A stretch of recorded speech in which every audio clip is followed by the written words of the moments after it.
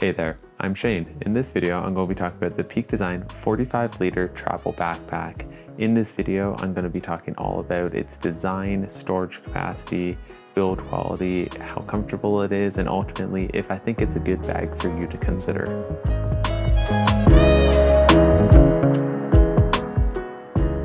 So I bought this bag around 8 months ago now, and I've been using it as my primary travel bag since.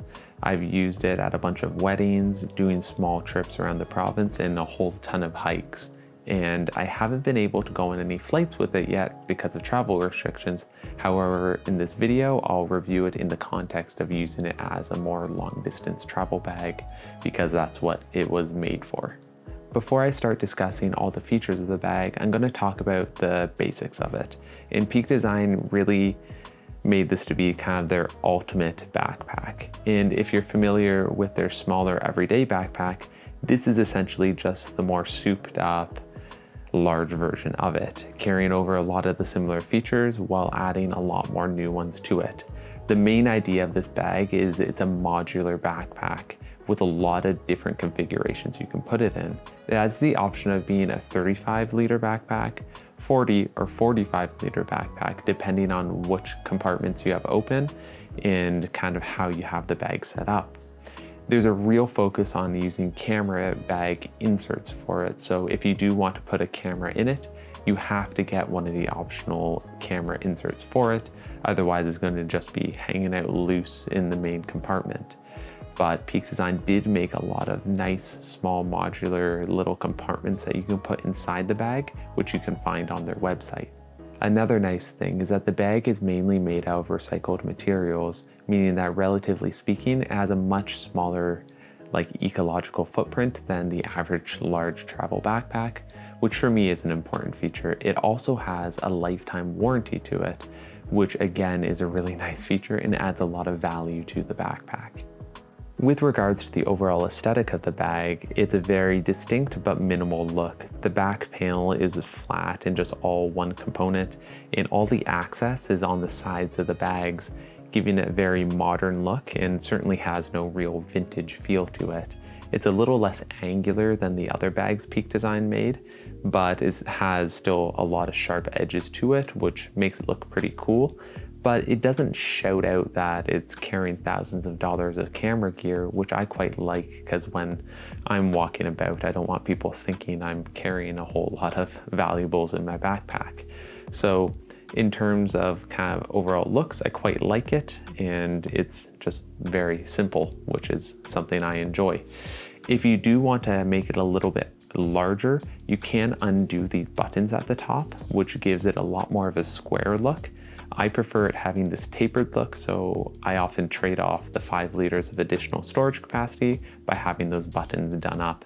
I do find they can come undone if you have a lot of stuff inside the back of the backpack, but they're good enough the majority of the time.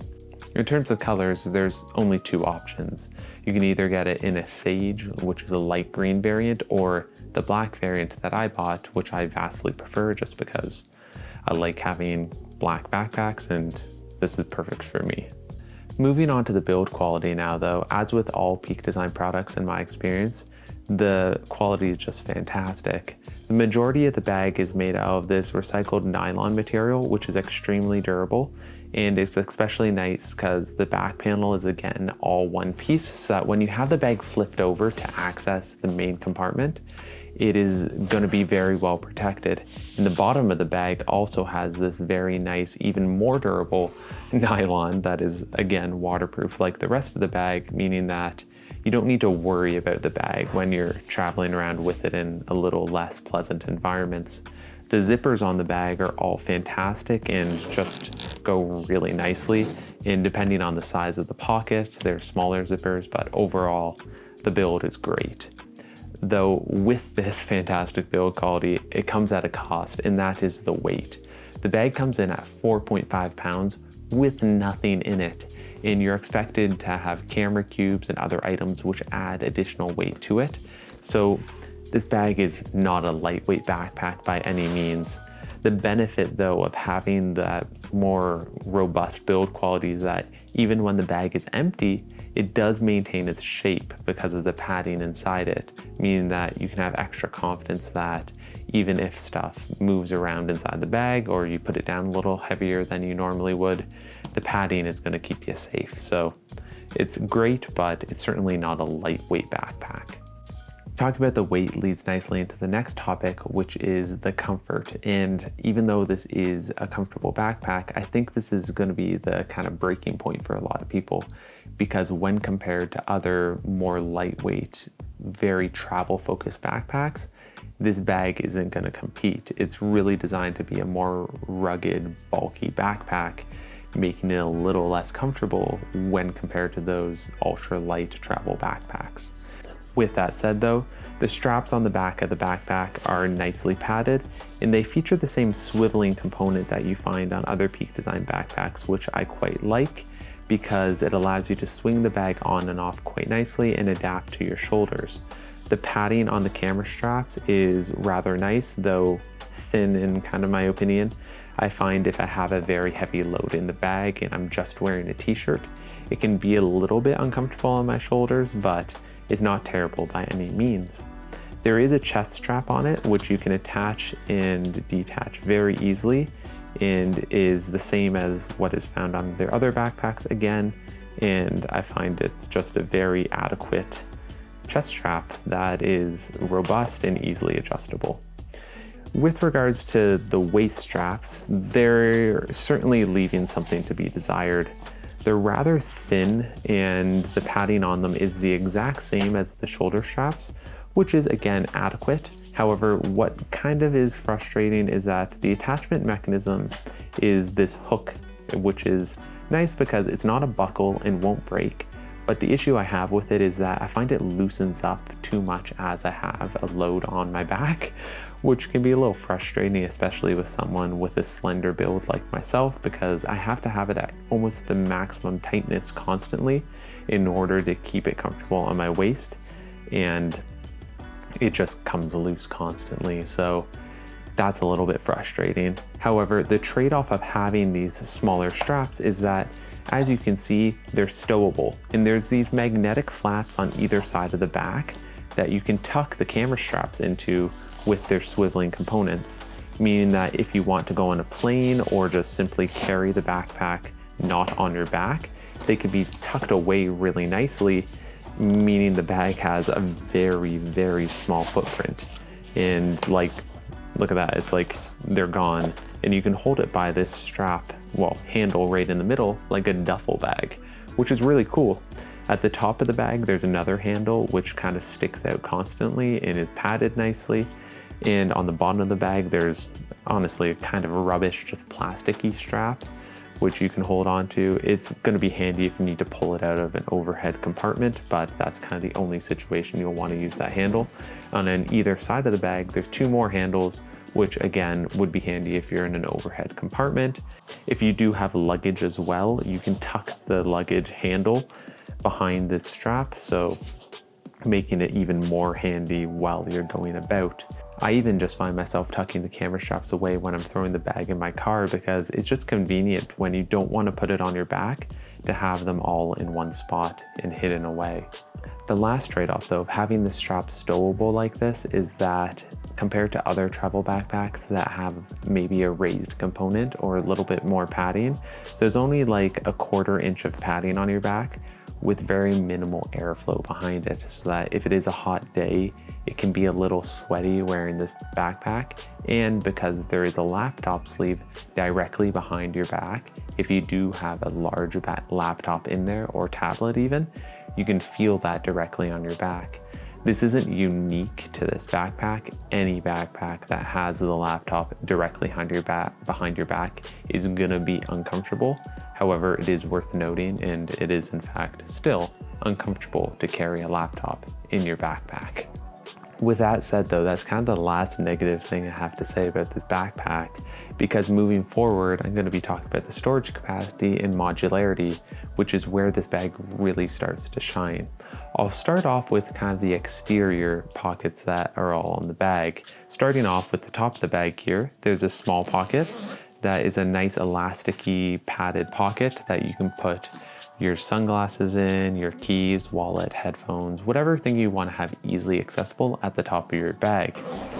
At the bottom of the bag, there's this magnetic flap where you're intended to put a rain sleeve if you had one. I didn't buy it just because the bag is waterproof pretty much, so I don't really think I need anything more than that to protect it. But inside there's these two straps, which are really handy because you can attach them to the many eyelets found on the outside of the bag, and they just kind of snap into place.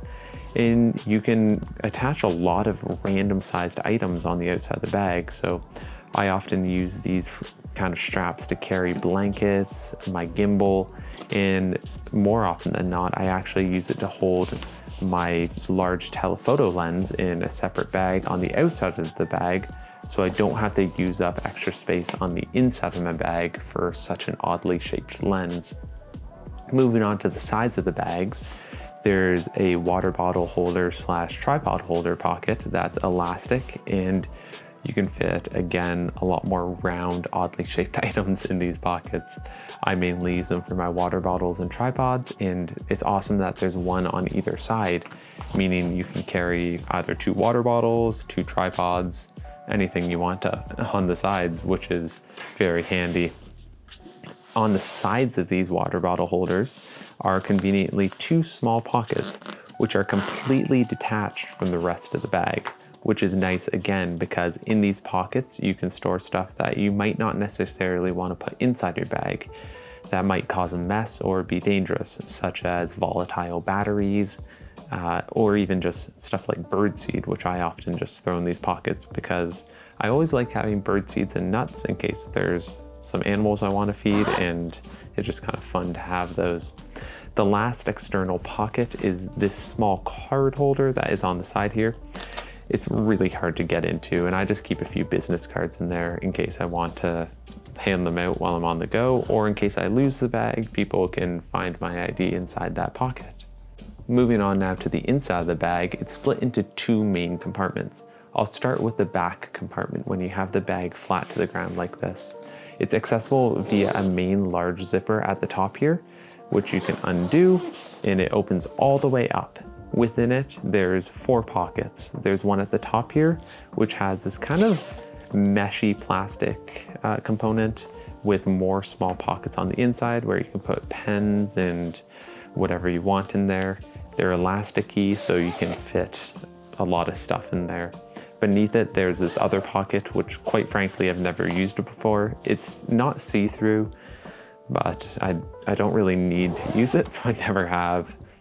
Between the main compartment and the back compartment, there's this median that has zippers that are accessible from either side. You can see that there's a zipper on the back here and on the inside, and there's 2 compartments in there. The top one here is made out of a mesh material that isn't stretchy, so usually I put my filters in here or something that I just want to keep safe inside there. This entire back compartment is also expandable, and there's zippers along the side that allow you to add an extra 5 liters of storage capacity in that here. So especially if you want to keep like your clothing or stuff that can compress nicely, you can stuff it in this back compartment, which is actually a very significant amount of space.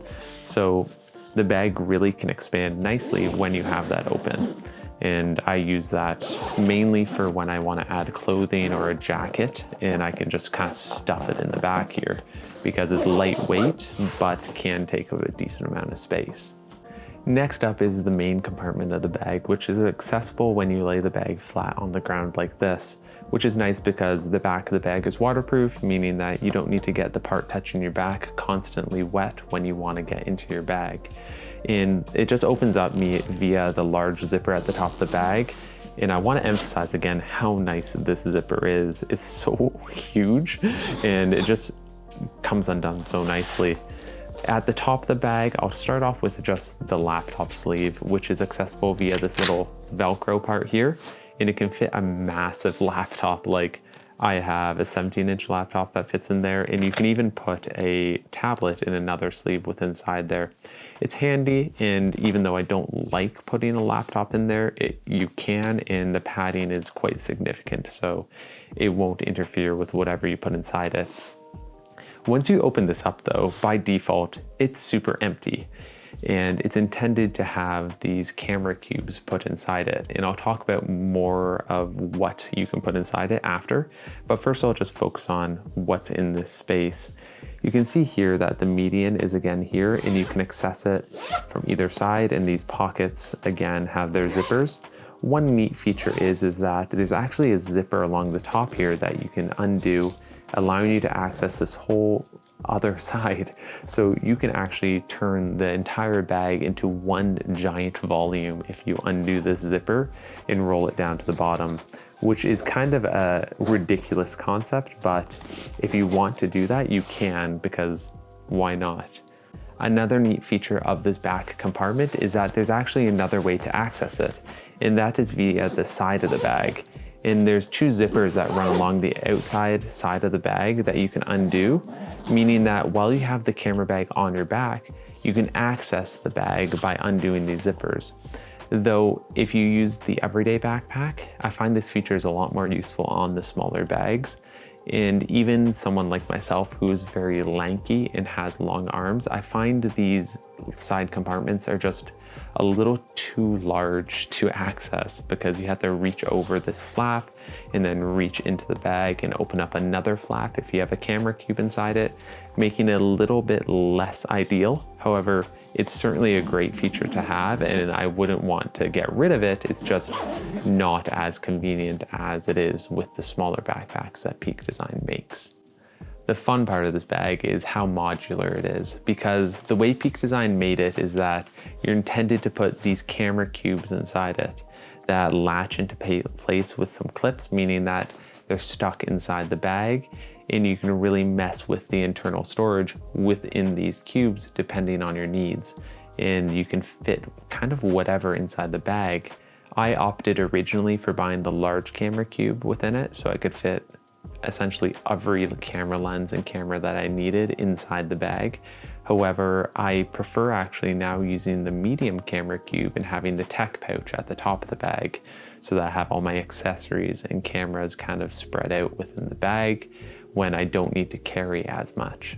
However, you can modify it to carry virtually anything you like. If you want to simply just have clothes inside it, you can use their compression bags that they make or other third-party ones. And it really can be tailored to whatever use case you want. The trade-off though of having this extremely modular design is that there's going to be limited storage capacity, because they're just not going to be as efficient when you put bags within bags, because each one of these components is going to have their own padding and zippers, and it's just going to take up a little more space than it would have if it was just integrated directly into that volume of the bag. I prefer having the modular design and the extra padding, because you can never have too much safety with your camera lenses. However, it's worth noting that there is limited space because of all the extra padding that is in the bag. The last topic I'm going to talk about is the price and the value of the bag, and it comes in at a rather significant $300 US or 390 Canadian, which is rather expensive. And added onto that, you pretty much have to get one of the optional camera cubes inside it in order to actually make the bag functional, which adds anywhere from $50 to another $120 to it, making this bag at minimum realistically $400 to $450 if you want to have it set up for what you need it for, which is an expensive backpack no matter which way you put it. However, it is built really well, and the modularity of it makes it a really compelling option. And if you're going to compare it to other options on the market, certainly compared to a bag from PolarPro or one of the more economical options, it's very expensive. But compared to companies like Nomadic and Wandered with their travel backpacks designed for cameras, this bag is very comparable in price, and it certainly makes up for it in build quality, and it also has the lifetime warranty along with it, which is even more added value. I think what it comes down to is less so about the price, because once you start spending $300 to $500 on a backpack, you know what you're looking for, and this bag isn't going to be that ultralight travel backpack. It's really designed to be a camera bag that you can travel with, in my opinion. It's ultra customizable, meaning that you can use it in a lot of different situations. And you can use it for when you're going on a plane or going from place to place. However, you can also use it as your daily backpack. And it's going to work really well to just keep your camera gear safe when you're doing any sort of trip, even if it's just in your car or if you're going for a hike. And the durability of it means that it's going to last you a really long time, which adds a lot of value to it, in my opinion. So even though it's not going to be that ultimate lightweight travel backpack, it certainly is probably the ultimate camera bag that can work as a travel backpack. Anyways, that's going to be it for this video. If you have any questions about anything I said in this video or would like to see reviews of the camera cubes and other accessories for this bag, please feel free to leave a comment below. I'd love to hear your feedback and answer any questions that you might have. If you enjoyed the video and want to see more like it, maybe consider liking this one and subscribing to my channel. It goes a really long way in helping me make more videos like this, and it just is awesome because I can help grow the channel then. Anyways, I hope you have a fantastic day, and I'll see you in the next video.